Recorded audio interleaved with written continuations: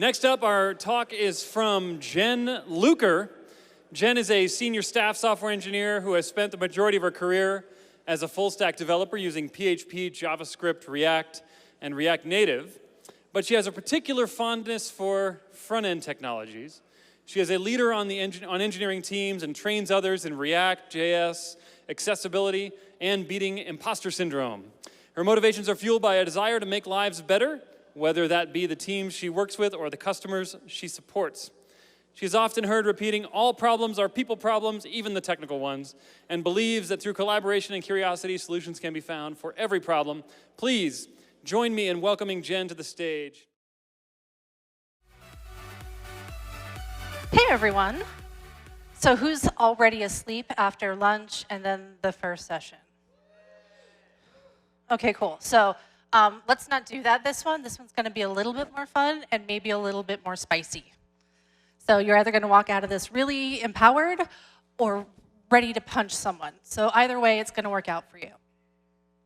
Okay, so getting ready for this talk, or this conference in general, I realized that I had reduced my uniforms down to essentially conference t-shirts, pajama pants,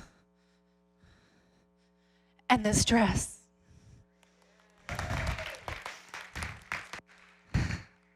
Which I really like. All right.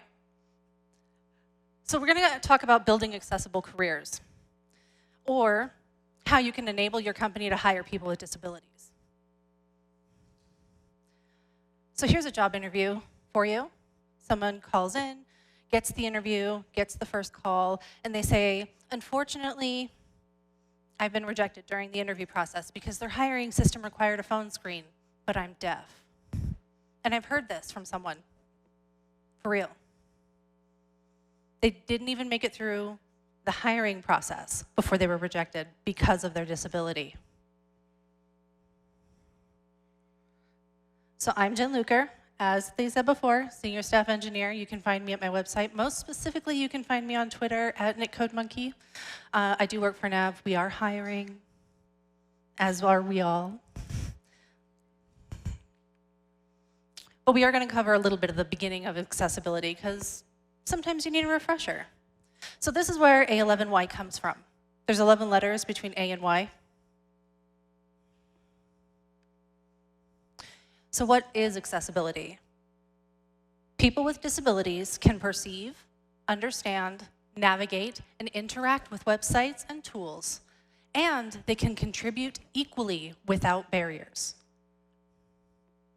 So when we're talking about disability, when a person is denied access due to technology barriers, the impairment to their ability did not occur because of their body's limitations.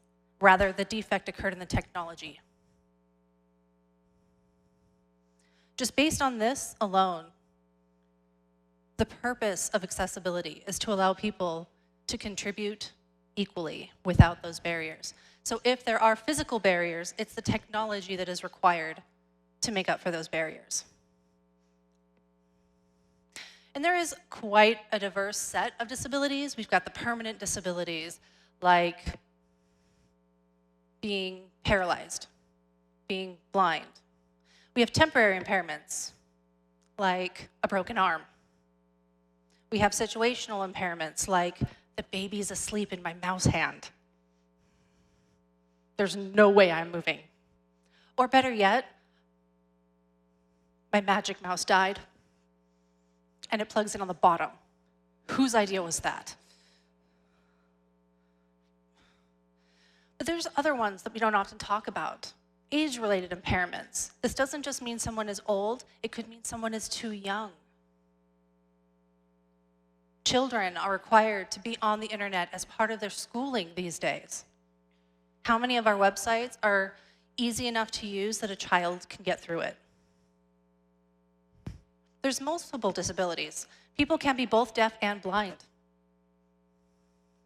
People can have a baby in one arm and a broken arm on the other. People can be in a wheelchair and deaf. There's also health conditions. Now, these are really interesting because they also tie a little bit into changing abilities. Some health conditions could be just being really sick in a hospital. You've got limited access to the internet. You're tied up, whatever. Changing abilities, though, is a situation where today you're okay, tomorrow you're in the wheelchair. The day after that, maybe you're on crutches. The day after that, back in the wheelchair. The day after that, you can walk. Just because someone has a disability doesn't necessarily mean that that disability is constant. People have good days and bad days. And these don't even necessarily deeply discuss the cognitive disabilities like autism, ADHD, the ones where they start contradicting each other, where you need soothing, cool, calm colors versus strong, bold colors. Accessibility goes deep. It can be a serious time sink. I would say like 90% of your day is dictated by technology. And if you, as a person, are not included in that technology, what's the point if the app is fast? If you can't even use it, why does it matter if it's fast?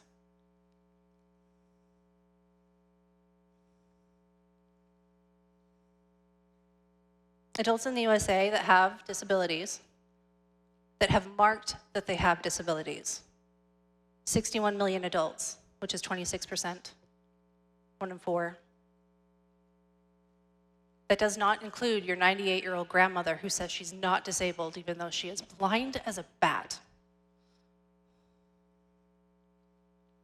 Does not include the people with maybe speech delays, learning delays, cognitive disabilities, perhaps mental health issues that are causing them issues, things that are more taboo, things that we don't want to talk about, things we don't want to admit to. This number is not inflated, it is underestimated. And this is me when I got really upset one day over some person saying, not our app, essentially. I said, if someone was unable to get through the purchase process, you'd be hotfixing that so fast heads would spin. So what's the difference when someone with a disability can't get through the purchase process? Ally issues are not optional features. They are bugs. If it blocks your pipeline, it's a bug. So we know about web accessibility for users. We know that we need to make our websites accessible. A lot of you have heard this over and over and over and over again. But how many of you have considered the employees that you work with? If your internal tools and processes aren't accessible, you may be providing your employer legal protection against hiring people with disabilities. And this is when it stops being theoretical, and this starts being about people's livelihoods.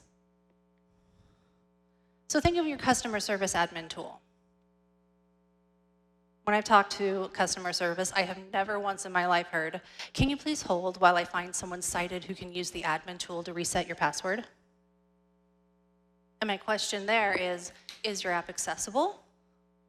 Or did you just not hire people that are blind?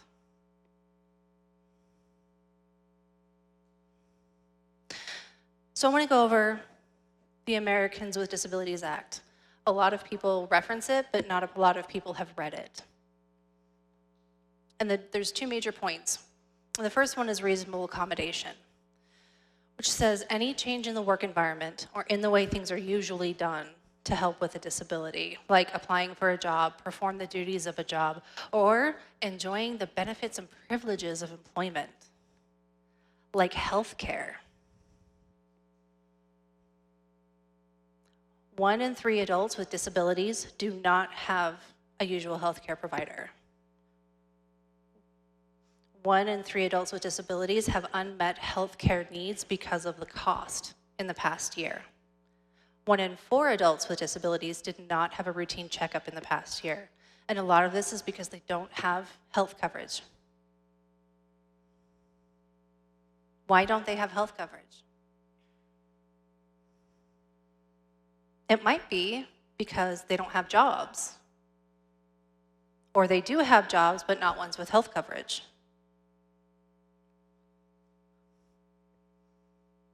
So the law requires an employer to provide reasonable accommodation to an employee or job applicant with a disability. That is part of the law, unless doing so would cause significant difficulty or expense for the employer.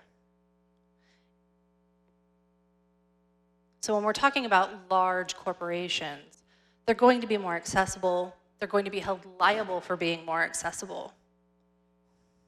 It's going to be something that, well, you can financially afford that. Whereas a mom and pop shop may not be able to do so. A startup may not have the funds or the people to be able to make their websites accessible if they're sued.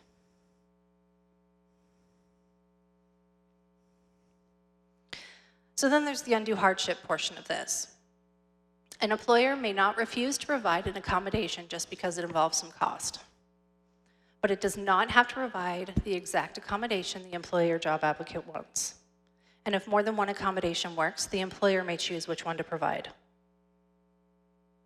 So you, as a person with a disability, may need a standing desk. Maybe you are incapable for health reasons of sitting down for 8 hours a day. You need a standing desk. Now, there are expensive standing desks. There are moderately priced standing desks. And then there's those like desk things that they sit on top of the desk. And then there's a box that they sit on top of the desk. Technically, all of those apply. And it is not up to the employee to choose. It is up to the employer.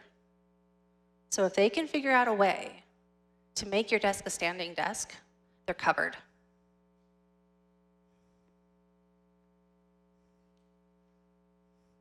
An employer does not have to provide accommodation if doing so would cause undue hardship to the employer. If it's too expensive, if it's too difficult, if it takes too much time, if it would put a business out of business.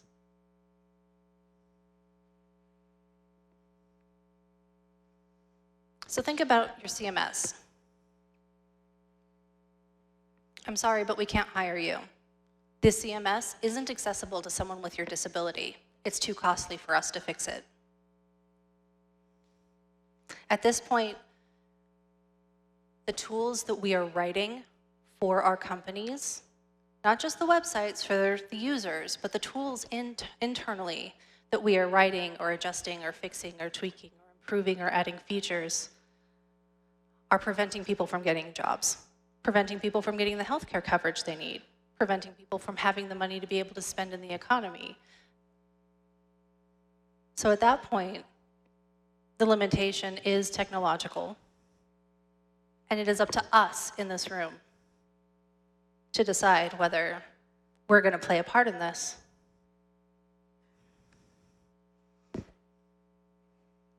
So say you said, awesome, I'm totally on board.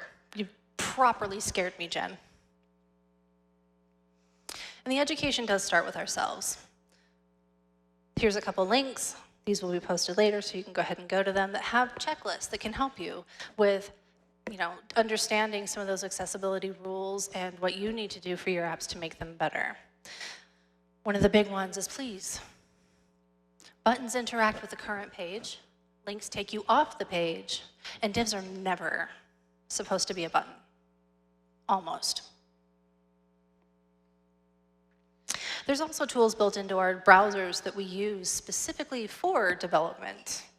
So there's Lighthouse built into Chrome that gives you your accessibility score and some issues that it may see. There's also extensions for Chrome and Firefox from Axe that does pretty much the same thing. But when you're looking at it, this specific website has 47 issues found on just one page. And that can be kind of intimidating and scary, but don't let the numbers scare you. You can do this, all right? If you think about it, it starts with you, and it starts right now. I know you've all got apps that you've already built. There's plenty of accessibility problems in every single one of them. There always will be. We're just doing the best we can. We're just devs, and we're all learning, and we're all trying. But as of today, you can decide you're not going to let an image tag go through without an alt tag. or you're not going to let a div on click go through without at least doing some pretty detailed explanations as to why it needs to be a div and not a button or a link. No more code will go past me without at least doing a basic check. And after that, you can tackle reusable components, because everywhere it's reused, you fix it once, it fixes it everywhere, which is kind of nice. So that 47 issues on one page may actually be 10 issues on all the pages. And just by fixing it in one place, you've cleaned up a lot of accessibility issues, and every single one helps. I do not believe that we have the luxury of starting out greenfield projects and having design and engineering and content managers and product all on the same page and ready to be accessible very often. That's pretty rare. So I don't want you to be frustrated and look at your websites and freak out about the fact that it's not accessible. I want you to look at the easiest thing that you can fix right now. Just one little itty bitty teeny tiny 3-minute fix. You can do that in one PR, zip it right through.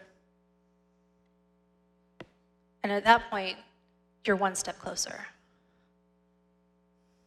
You can pick something small, meaningful alt tags, running the page through Lighthouse just to identify what it is you've got going in the first place. And again, using a button instead of a div.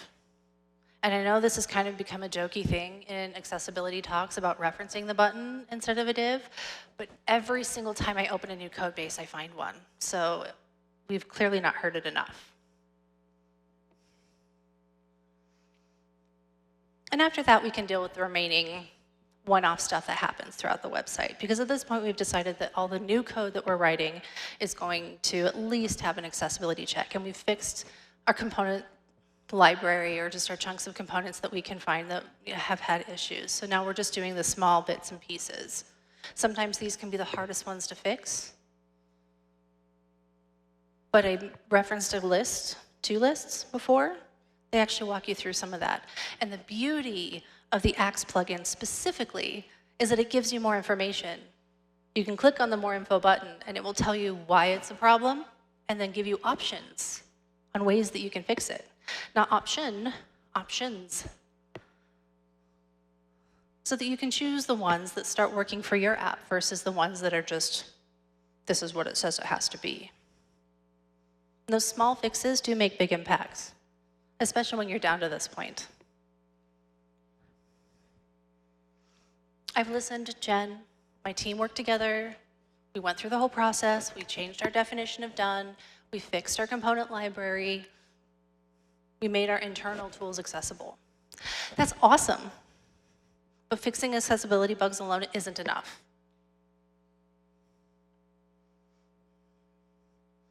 Because just because you can hire people with disabilities doesn't mean people with disabilities are willing to work there.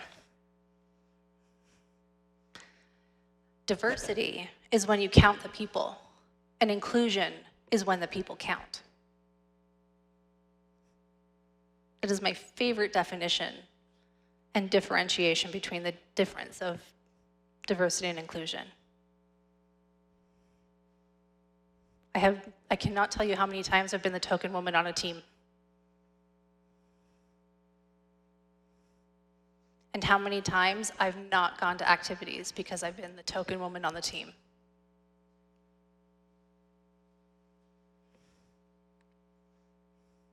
So do the people you work with feel like they belong?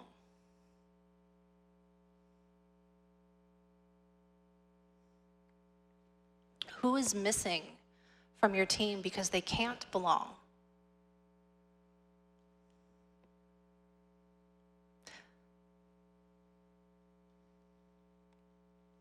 Here's a picture that clearly shows diversity, but it is not inclusive. Whoever decided to take this picture forgot they had someone in a wheelchair as part of their team. And so an accommodation was made, but he's left off to the side by himself, separated from the teams.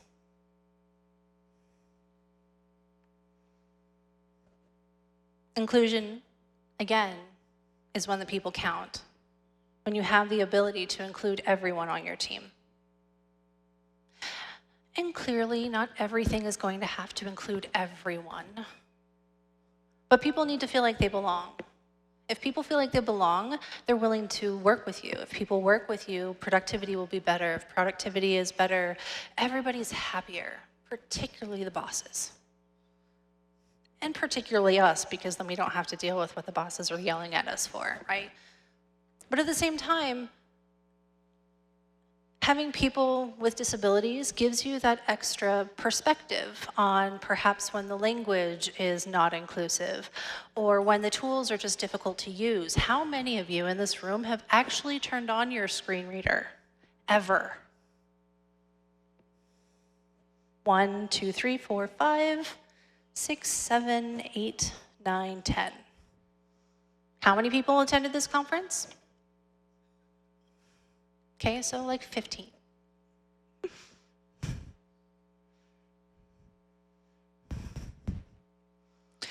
People that use screen readers on a regular basis are going to be able to tell you how the app is supposed to function. Not just that you turned it on one day and tested it out and were frustrated. Of course you were frustrated. It's not your usual tool. It's not something that you use every day. You don't know how it works. You don't know all the quirky nuances like Command Tab actually sends you backwards through your tab index. But people who use it every day do.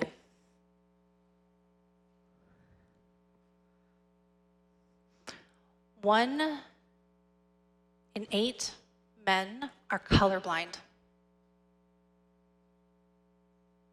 If you look around this room, look at your neighbors, look behind you, someone in this room is colorblind. Many someones in this room are colorblind. Yet we still use red-green contrast as opposed to a red-blue. So what about this one?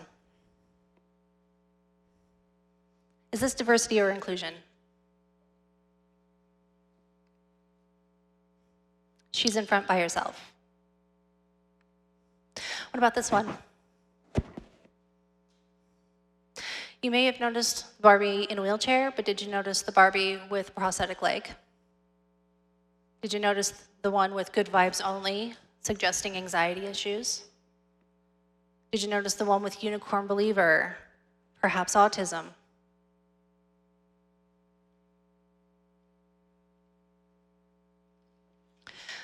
Accessibility, diversity, and inclusion is the responsibility of every one of us. We have the skills, tools, and power to make it happen, and that buck does stop with us. We are all advocates.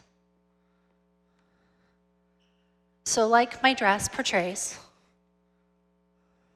dare mighty things. Go forth and be awesome. Thank you.